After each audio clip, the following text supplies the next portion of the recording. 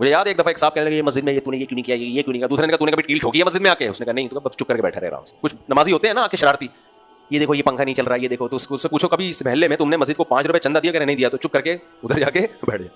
تو یوسف علیہ السلام جو تھے وہ کیا, ان کا پلاننگ یہ تھی کہ بھائی مصر کو میں نے تباہی سے بچانا ہے. یہ بھی ایک طریقہ ہے ساحل ندیم صاحب کسی اسٹیٹ کو ٹھیک کرنے کا, سمجھ رہے ہو.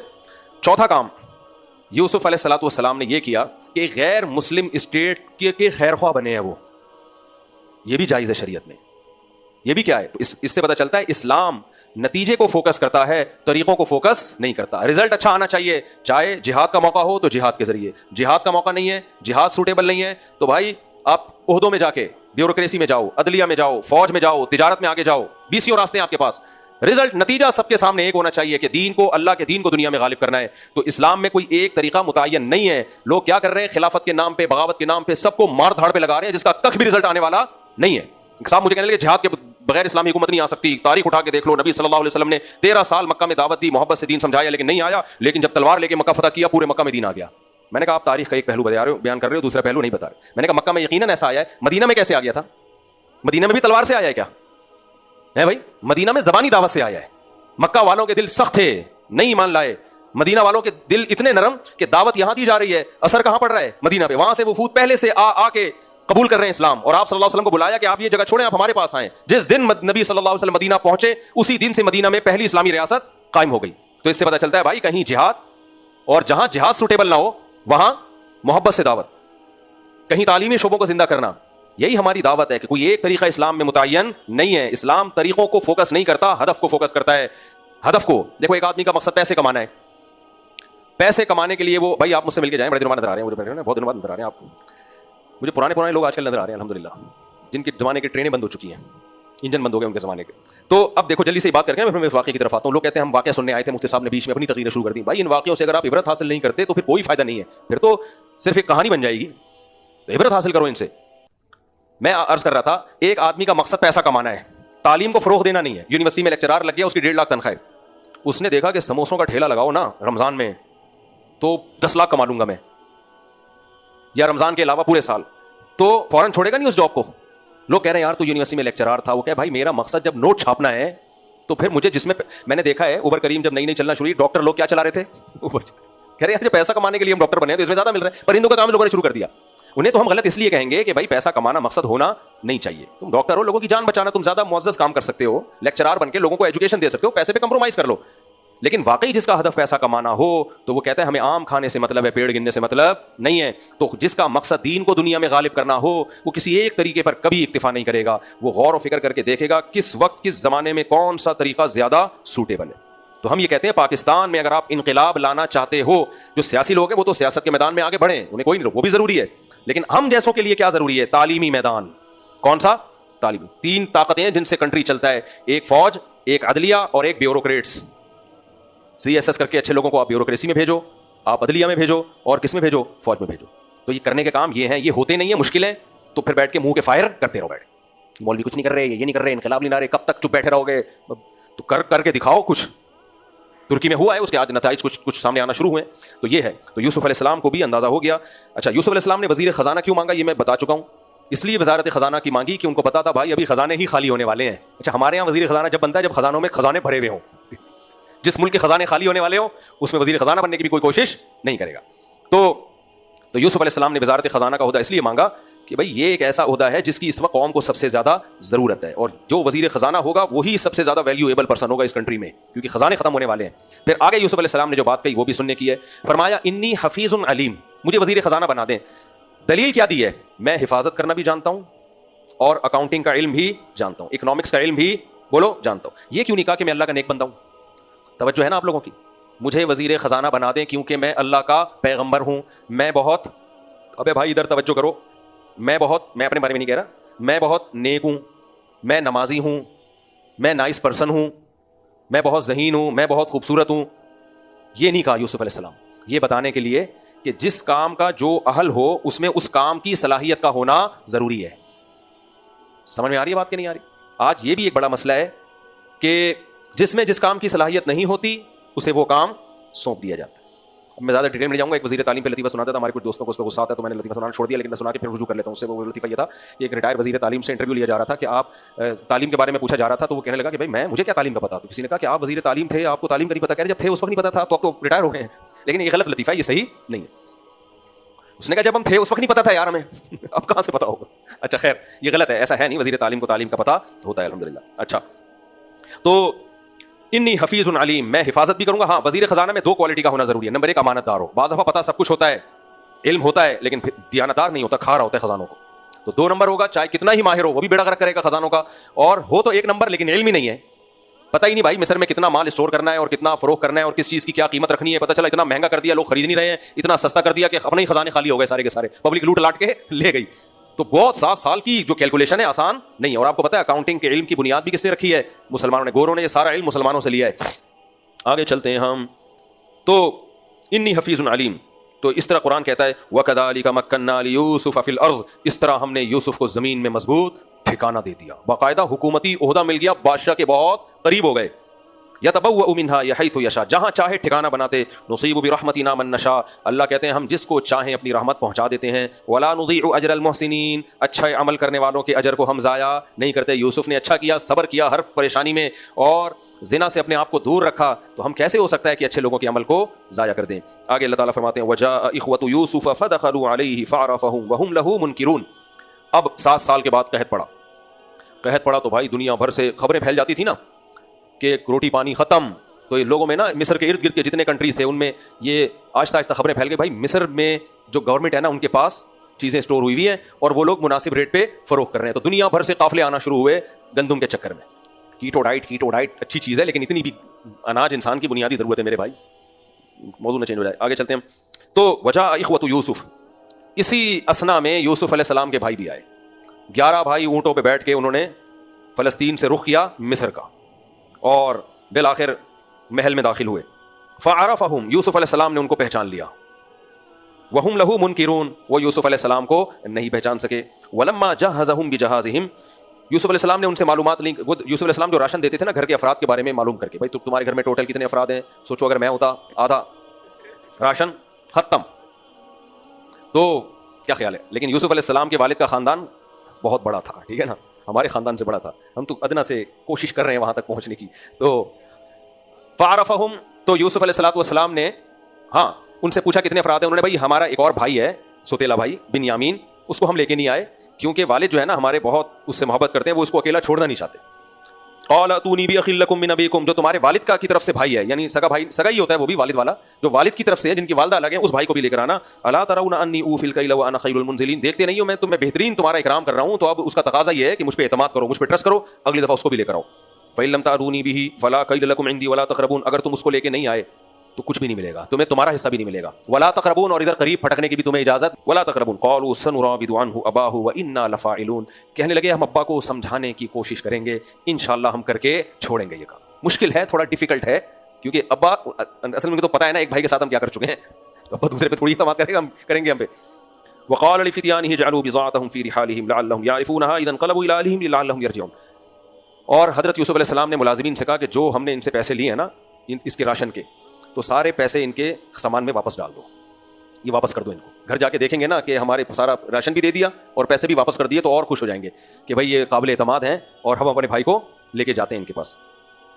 فلما رجعوا الى ابيهم, جب وہ واپس لوٹے ابا کے پاس, قالوا یا ابانا, اے ہمارے ابا, منع منا الکیل, بھائی کا راشن ہمیں نہیں ملا. فارسل معنا اخانا, اگلی دفعہ بھائی کو بھی بھیجیں. نقتل وانا له لحافظون, تاکہ قحط پڑا ہوا ہے بھائی, ایک ایک بندے کا راشن بڑی قیمت رکھتا ہے, تاکہ ہم اس کا بھی راشن لے کر آئیں. وانا له لحافظون, اور پہلے سے کہہ دیا حفاظت پراپر کریں گے ہم اس کی, حفاظت میں کوئی مسئلہ, اس دفعہ تو دل سے کہہ رہے تھے, وانا له لحافظون, ہم اس کی حفاظت کر کے چھوڑیں گے.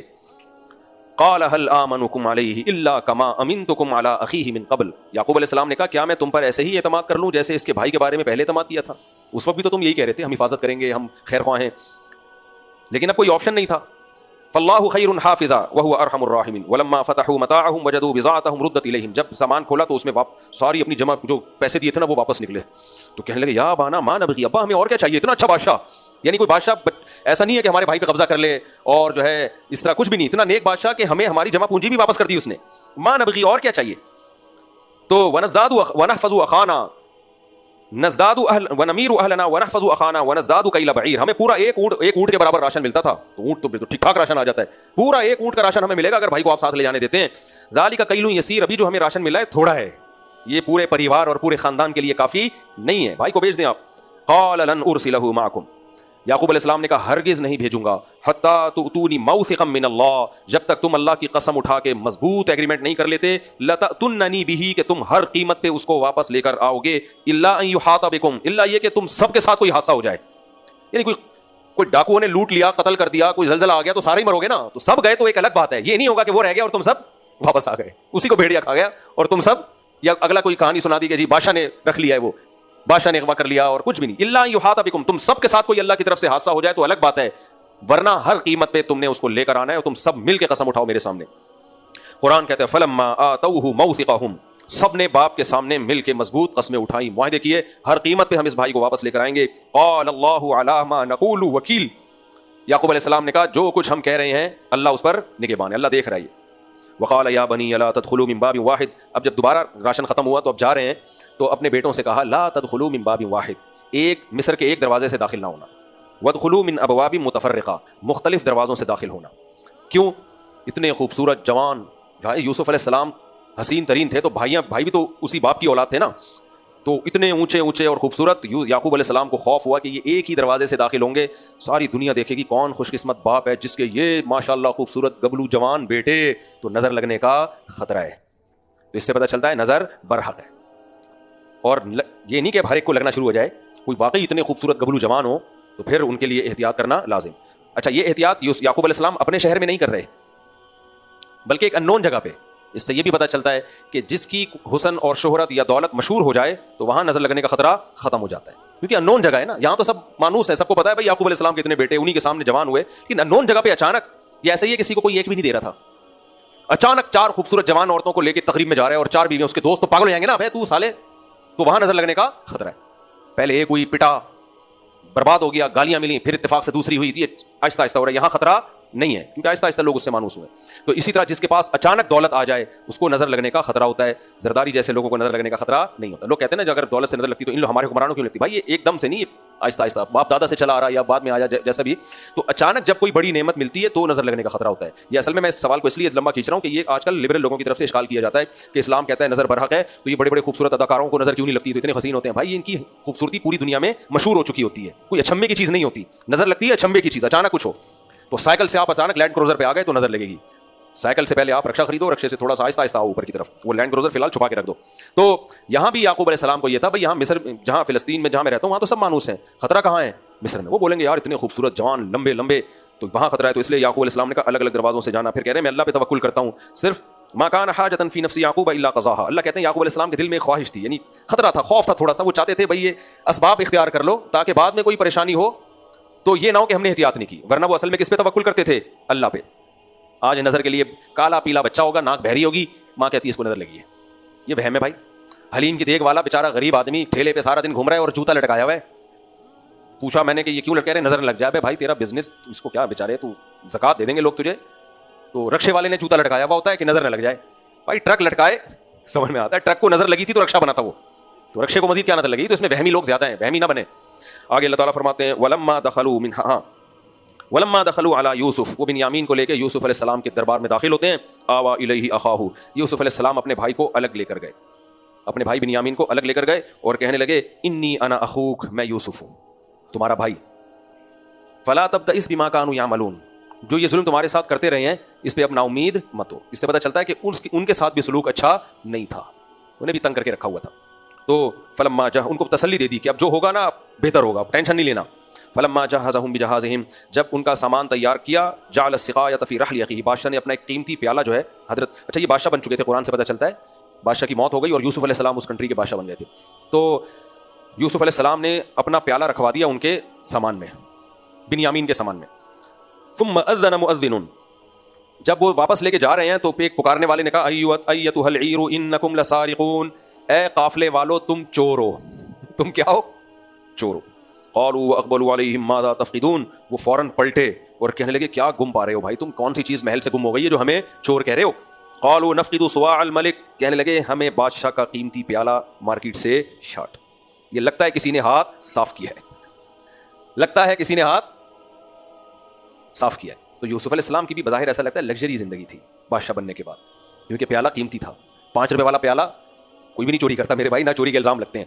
تو جب اللہ نے دیا ہو نا پیسہ تو استعمال کرنا چاہیے. تو یوسف علیہ انہوں نے کہا کہ تم چور ہو, اور بادشاہ نے, ہم بادشاہ کا پیالہ گم پا رہے ہیں. ولیمن جاء بہ حمل بعیر, بادشاہ نے کہا جو پیالہ لے کر آئے گا. اچھا یہ ضروری نہیں ہے کہ یوسف علیہ السلام نے اسے کہا کہ یہ اعلان کرو یہ چور ہے. یوسف علیہ السلام نے کہا بھائی ہمارا پیالہ نہیں مل رہا, جو یہ پیالہ لے کر آئے گا پورا ایک فری کا راشن, پوری ایک اونٹ کا راشن اس کو فری میں. تو اب لوگ گئے تو یہ قافلہ جا رہا تھا, ان کو شک ہوا کہ بھائی یہ نہ ہو, تو کہا بھائی چور ہو, واپس.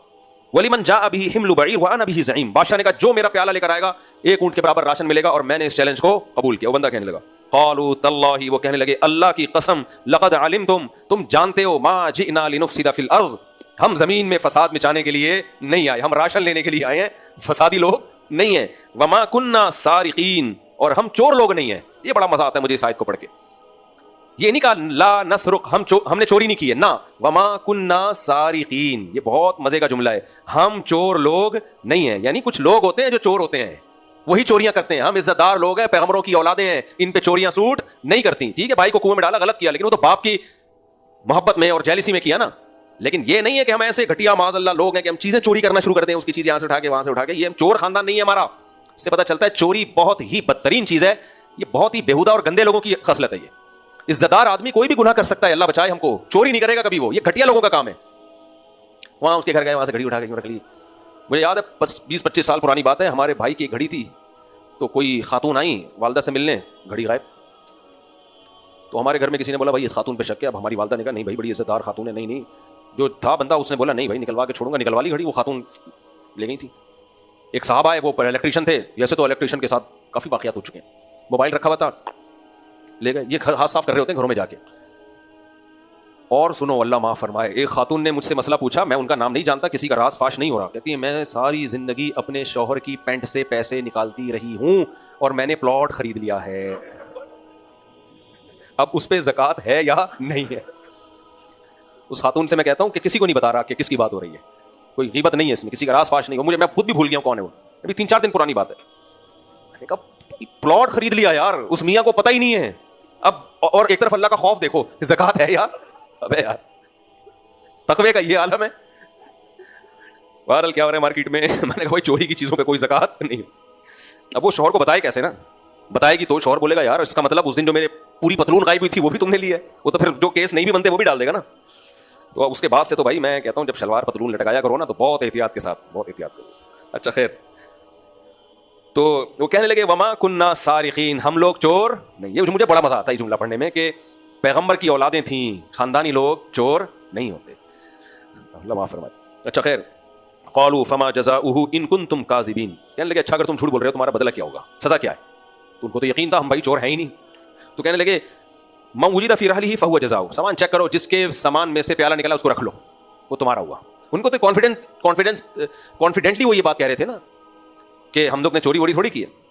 تو فبدأ بأوعیتہم قبل وعاء اخیہ, اس نے کیا کیا کہ بنیامین کے سامان کو سب سے آخر میں چیک کیا تاکہ ان کو شک نہ ہو.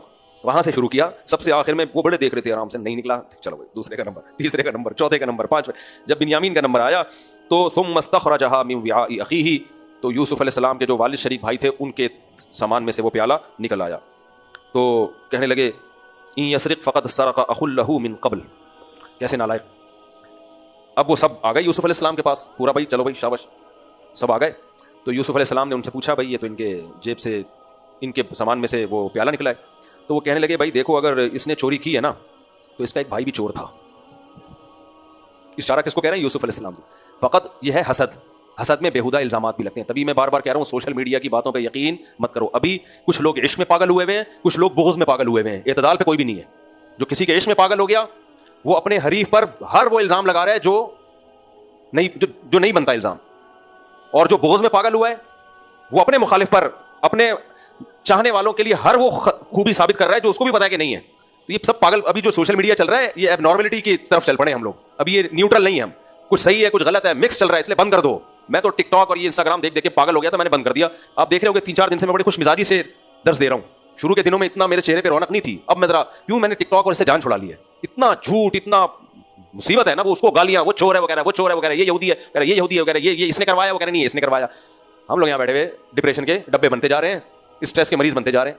تو کیا ہوا, قرآن کہتا ہے کہ انہوں نے کہا ان یسرق فقد سرق اخ له من قبل, اس کا ایک بھائی ہے اس نے بھی پہلے چوری کی تھی, پکڑا گیا تھا, حالانکہ یوسف علیہ السلام نے کبھی بھی چوری نہیں کی. اب یوسف علیہ السلام سوچنے لگے مجھے میرے سامنے کیا کہہ رہے ہیں چوری کی.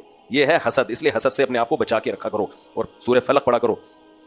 فاسرها فی نفسه یوسف ولم یبدها لهم, قرآن کہتا ہے یوسف نے دل میں کہا زبان سے نہیں, انتم شر مکانا, تم بہت برے لوگ ہو, کہ اس کے بھائی کو کیا کہہ رہے ہو, چور کہہ رہے ہو.